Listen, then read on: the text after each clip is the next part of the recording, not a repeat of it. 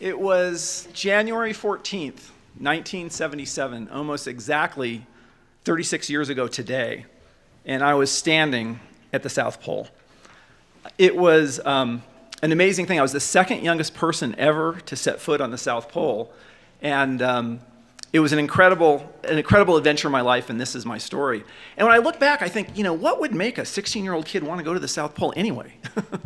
And I thought about it, and it was really my parents. My mother was an incredibly adventurous, courageous, amazing woman. She took us to live by ourselves, her and my sister and I, in Spain for a year. And my father was not exactly adventurous, but he was intellectually adventurous. We used to call him Zadie Einstein. And I think the combination of those things made it so that I had the spark to want to do that. When I was 14, I was a Sea Cadet. Does anybody know what a Sea Cadet is? A Sea Cadet is like the Navy Reserve for kids. And I spent my summers on tugboats in San Diego, and I spent my Easter vacations on missile recovery boats in Port Hueneme, and I was on Aegis missile destroyer. I mean, I'm a 15-year-old kid. This is like, I'm having a lot more fun than any person I know. It was it was like magic to me. It was an amazing kind of a thing. And then something even more magical happened. The Sea Cadets announced that, I can't see a thing with these lights. The Sea Cadets announced that there was an opening to spend 5 months and get out of high school for 5 months, on a Coast Guard icebreaker and go to Antarctica. And with my whole being, the first time in my life, my whole being said, yes, I'm going to make this happen. And in talking to the Sea Cadets, they said, well, you need to be a certain rank, you need to pass all these tests, and you probably are not going to be able to do it. There's just not enough time. I said, look, I'm going to make this thing happen. Will you help me? And they go, well, we will help you, but it's like close to impossible. So I dove in and did what I needed to do and got to the rank I needed and took the tests that I needed to do and filled out the applications. And I was excited. So I made it to the finals, and I can remember going to interview with the captain of the ship, the USS Burton Island. It's a big red icebreaker, number 283. It's about the size of a football field, or if you've ever been on a cruise boat, it's about half the size of a cruise boat. And the captain obviously liked me because I got selected as one of the 3 cadets in the United States to go to Antarctica on this icebreaker at the age of 16. I mean, it was just unbelievable. The whole thing was unbelievable. But in looking at the trip and preparing and reading, I was reading about people like Shackleton and Amundsen and Scott and Byrd who walked to the South Pole. And Antarctica was an incredible place anyway. And the South Pole, to me, just held a fascination that I didn't even understand. It was like this magnetic kind of a pull, this magic place on the world, the most desolate place that you can imagine, and I wanted to go there. So how does a 16-year-old figure out how to get himself to the South Pole when the ship he's going on, which is enough of a miracle, is only going to the edge of the continent 600 miles away? So my father, Zadie Einstein, and I sit down and we have a conversation about how do we create a crazy plan to get this 16-year-old kid to the South Pole. And we called it the South Pole Project. And we came up with this crazy, ridiculous, insane idea. We needed to sell it to the Coast Guard and the Sea Cadets and the Pentagon, and we needed to make sure that the thing was compelling enough that they were willing to risk my life for it. So what we came up with was I was going to fly a flag, an American flag, at the South Pole and bring it back and give it to President Carter in the White House. That had enough sex appeal and that everyone loved, So, and I remember, I'm 16 years old, and I'm reaching out to senators and congressmen and, the White House. I'm on fire with this idea. It's like insane. So, and I still have letters at my house from Senator Alan Cranston, if you remember him, from California. I have a letter from the White House, and they're all excited about this idea, right? And, as a 16-year-old, to get that kind of feedback about a crazy, insane idea that really is so far beyond my grasp. It was just, it was a beautiful thing. So anyway, they bought off on it. The Sea Cadets bought off on it, and the Navy did, and the Coast Guard did, and the Pentagon did, and the political people were doing their magic. So the South Pole Project was on. And the ship left in November of, I think, 1976. And I remember walking up, there's a gangplank on ships. And if you've ever been on a military ship, you know what that feels like, even know what that smells like. They all smell the same. But I can remember the feeling that when I was walking up that gangplank, I was really walking to a different life. It wasn't just an adventure. It was like a different life. It was a different destiny. And it was a very deep kind of a feeling. And it was an incredible trip. It was 25,000 miles. It went all the way around the world. I'm 16 years old. just absolutely incredible. So the first place that we went was Hawaii. On the way to Hawaii, I got to work in every department of the ship. Remember, I'm 16 years old. I'm on the bridge learning how to drive this 300-foot ship, and I'm in the engine room learning how to fix the pistons, and I'm in the sick bay. And in the military, there's no rules, so I'm sewing people's stitches and giving them shots. And I said, "Are you sure I can do this?" And they were like, "Yeah, don't worry about it." So I was working all over the ship. It was like magic. And one of my favorite places was with the flight deck. We had helicopters on the ship, and I got to work with those guys, and they became really good friends. And I used to joke with my friends. I was 16, and I used to say, they were learning how to drive a car, and I'm learning how to fly a helicopter. So we went to Hawaii. We got there, and it was just an incredible adventure all the way around. And then we left for Australia. And when you cross the international date line in the equator in a military ship, has anybody been across those things in a military ship? Well, the initiation is a whole other story for 15 minutes. But I became a shellback with all the rights and honors and privileges and loss of hair that goes along with that. And we actually stopped at the equator and went swimming, which was an incredible experience. To be in the water and realize there's miles of ocean below you. It was like one of those creepy kind of movies. So we went to Australia. I had the privilege of meeting the Prime Minister of Australia. We were on the crew that welcomed him aboard the ship. We spent some time there. And then we went to New Zealand, which was a beautiful, magical place, had Christmas there. And then we started going south. And there's an area of the world down there called the Roaring Forties. And the reason they call it that is it's not uncommon to have 40-foot seas there. But there weren't 40-foot seas when we went through there because it was a hurricane. There were 50-foot seas and 80-knot winds. And then, now remember, this is a 300-foot boat, right? And the boat sways 60 degrees this way, 60 degrees that way. You can't move. You can't do anything. You can't go to the bathroom. You can't, 3 days, right? 72 hours. And I used to climb all the way to the top of the boat to watch, because when the bow of the boat would come down in the trough of the wave, and the wave would go over the boat would disappear. Yeah, it was on the edge of scary. It was on the edge of scary. And the guys that used to drive the boat used to have a contest to see who could roll it the farthest, And, it used to go 60 degrees, and I think the boat would do a complete spin at 62, so it was like, kind of a scary thing. But it was funny. It was like a metaphor, my biggest dream, this incredible adventure to the South Pole, and I'm going through this hurricane. So, how many of us have been through storms on their way to, on their way to dreams? So we got through that. It was about 3 days, and it was really good to be stable again. And the ice started to freeze. And the water, it started to become magnificent. It was magical. The ice floe started getting bigger. The animals started appearing. The penguins started appearing, and the seals started appearing. And the icebergs were just magical, like something, that God would have created. They've fallen off the shelf, incredible colors and shapes and sizes. And they got more magnificent as we went. And the job of the icebreaker is to break out the channel. McMurdo is the biggest base down in Antarctica, and there's a lot of people that live there, a few hundred. But they need to get supplies, so there's a frozen channel, and the icebreaker's job is to chip that out. So, imagine you're on the boat, it backs up, it goes 20 miles an hour, and then crashes into the ice, and you do that for day after day after day after day. But we went through that, and then we used to get off the boat. They put a ladder off the boat, and we would run around, and we had to be very careful. The captain told us under no uncertain terms, never go near the edge of the ice, because there's killer whales there, and if you go near the edge of the ice, you will make a very good lunch. So you have to stay away from the edge of the ice, or the killer whales will eat you. But there's animals everywhere. I mean, it's beautiful. You think of Antarctica as this barren wasteland, but it's magnificent. It's absolutely magnificent. So one day the captain comes down and he says, "Cadet Fein, it's time to go to the pole." And I'm like, I can't even believe this is really happening. So I got off the ship and I climbed down the ladder, and the helicopters land on the ice when you're down there because it's easier to deal with. So I got on the helicopter, and there were a couple cadets with me, and we flew to McMurdo, this little teeny base, and they have a little teeny control tower. It looks more like a big outhouse than a control tower, painted bright orange. And there's a huge C-130, a big military transport plane with skis on it. They land with skis, right?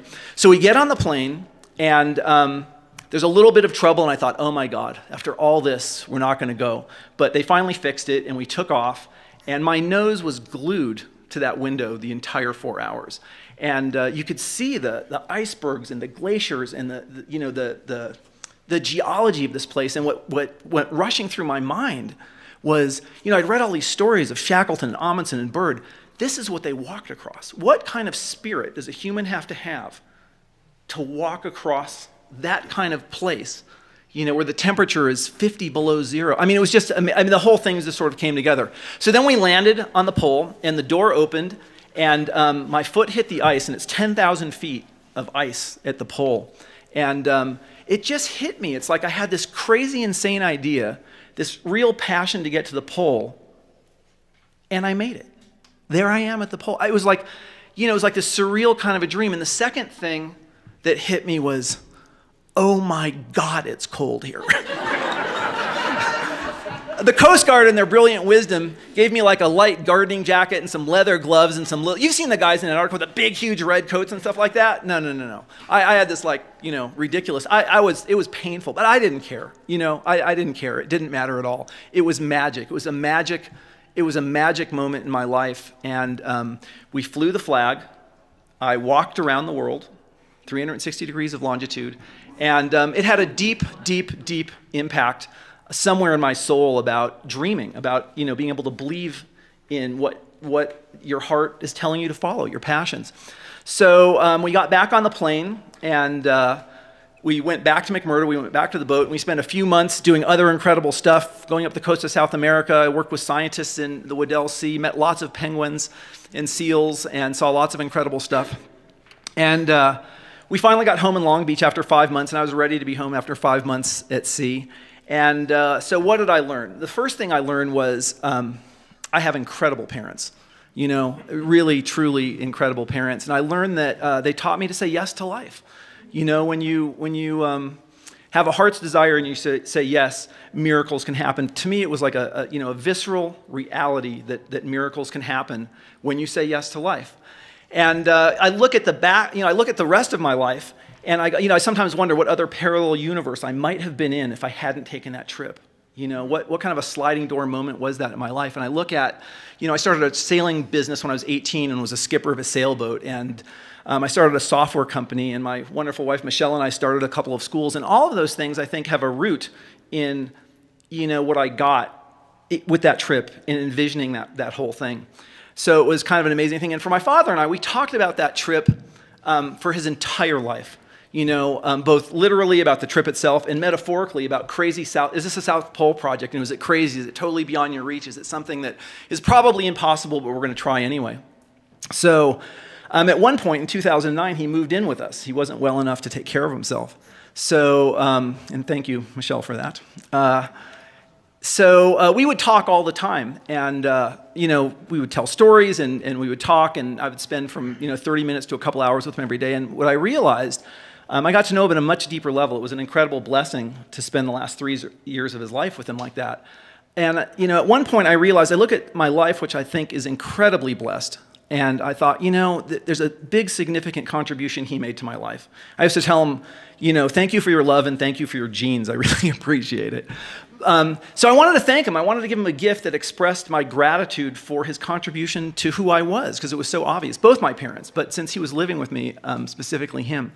So I thought, well, what can I do? Flags, South Poles, what can I pull together here? So what I did is I had a U.S. flag flown over the Capitol in his honor.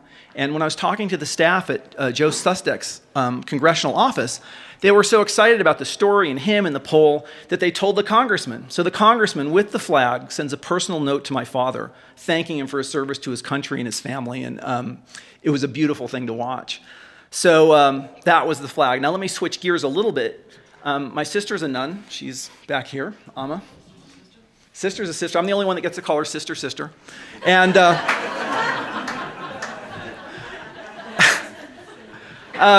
so he wrote a poem at her inauguration in 1991 called Children of the Universe. And when my father was 5, his baby brother, Teddy, died at the age of 2. And it was a traumatic thing in his family, and he spent many years trying to process it and figure it out. And he actually figured out later that Teddy died on his birthday, which his parents never told him.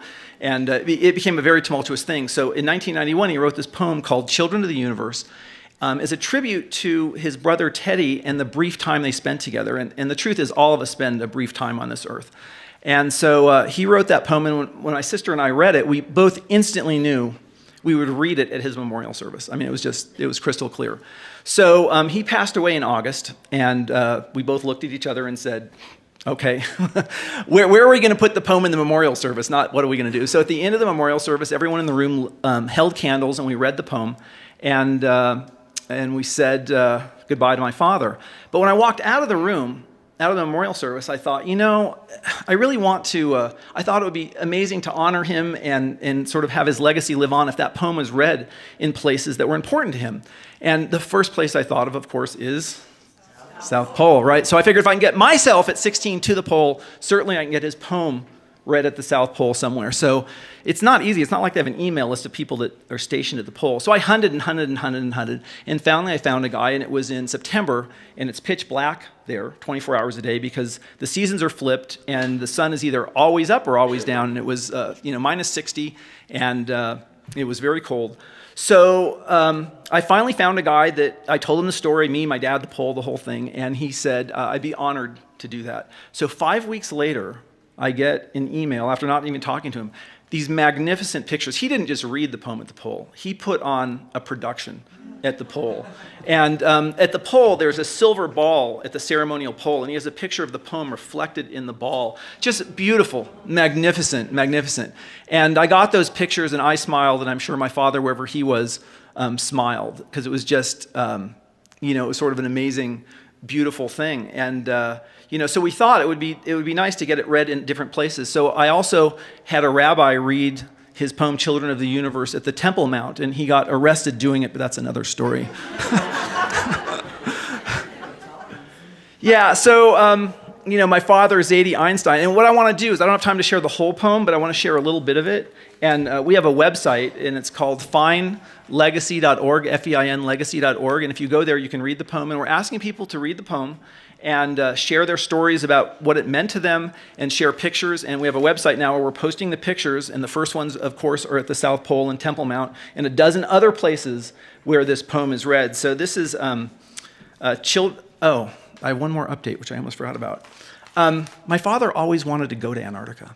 We talked about it for 36 years, and, we always imagined if he felt a little better and we could figure it out, we'd go take a cruise ship down there, and you can take a cruise ship down there. So I decided it was time for my father to go to the South Pole. So once again, when you can imagine big and think big, you follow those instincts. So, and this was tough. This was a tough one. Last week, his ashes landed 60 miles from the pole. He's with a ski team today going to the pole. They're going to scatter a few of his ashes at the pole, and they have the flag from Mr. Sustek, which they're going to fly and take pictures of. Yeah. And what's amazing, too, is the generosity. And, when I call these people out of the blue, they charge $50,000 a piece to take people down there. And she was just so generous. And I didn't even think about the flag, but I told her the story. She said, "You want me to take the flag?" I said, "Absolutely." And she says, "I tell you what, when we get down there, the little bottle of ashes that your father's in, why don't we fill it with South Pole water and send it back to you so you can have some South Pole water?" It's over the top. So this is the beginning and the end. And I've got copies with me, so see me later if you want to see the whole thing. "Children of the Universe" by Charles Saul Fein. And what he always told people when he read this, and he read this at a number of memorial services, was to think of someone in your life that has left, that you've lost, that you want to hold, dear in your heart. And especially in the last few months, I'm sure there's lots of little people we want to hold in our hearts. "Let us light a candle tonight in loving memory of all our beloved family and dear friends who have left this brief life too soon. We shall always hold you in our hearts with love and devotion, and treasure that precious time we had together. It's our deepest hope and desire that your body and soul and spirit and life force return to the universe, ever so gently, always nurtured and sustained by the love and affection we send with you. May all dearly departed ease your journey towards infinity, guide you to eternal peace, and surround you with love and beauty forever. And there's more to behold. Let us surely honor and respect those generations that preceded us for 5,500 years in the Hebrew faith and tradition of the patriarchs Abram, Isaac, and Jacob, and the unimaginable suffering our people endured." And I'll just go to the end. "And there is more to behold. For truly we are children of the universe, minds yearning for wisdom, and spirits striving for enlightenment, made of elements forged in the very stars, heirs to the sustaining teachings and traditions of family, faith, and civilization, blessed with freedom and eternally grateful for the love and devotion so generously bestowed upon us with the gift of life itself, dedicated this day for all that has passed and all that is to come. Thank you.